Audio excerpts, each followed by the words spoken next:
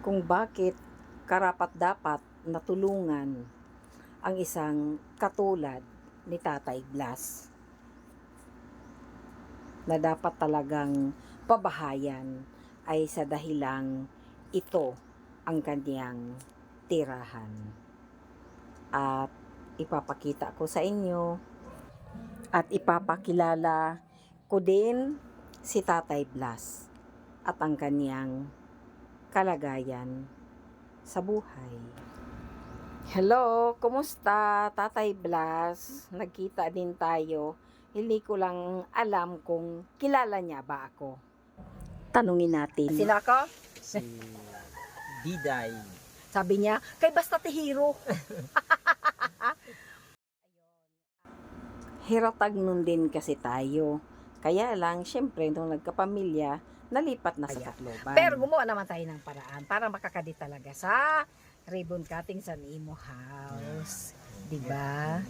Salamat mga kalingap sa inyong walang sawang pagtulong at pagtangkilik sa aming grupo, The Great Team Waray Noon, headed by Joey The Great. At ngayon, eto, tapos na ang bahay ni Tatay Blas at ngayon ay ribbon cutting.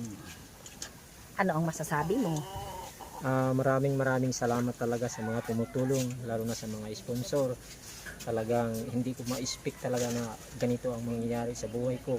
Magkaroon ng bahay na talagang maganda. Wow! Blessing. Na lahat, paano ani mo pagtugon? Minsan doon lang muna ako sa kapitbahay. Kaya naman, ganyan ang naging katanungan ko kung paano at saan siya nagsasaing. Kasi wala ako nakitang abuhan o kaya lutuan. Ito ang kanyang kama, diyan siya natutulog. Open house, oo nga, safe, dahil walang gagalaw naman sa kanya. Okay lang pag maganda ang panahon. Paano pala pag masama ang panahon, bagyuhin pa naman sa atin. Sa ganitong klasing bahay na nakidikit lang ng trapal doon sa isang bahay sa likod. Ito ang dahilan guys kung bakit ako ay nanawagan sa aking mga kaibigan nakakaluwag sa buhay. Kasi gusto ko ring makatulong kay Tatay Blas at sila rin makapag-share sila ng blessing.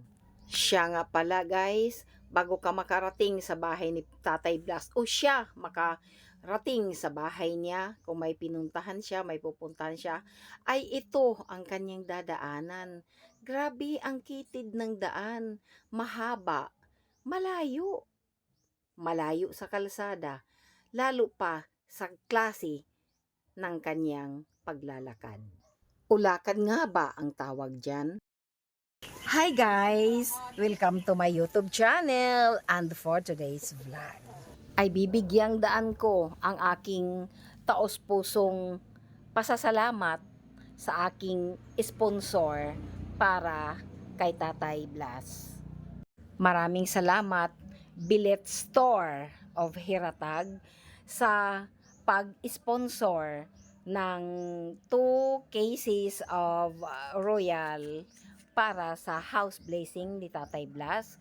At si Mr. Nestor Colyamar, follow nyo sa kanyang FB, Neslicol.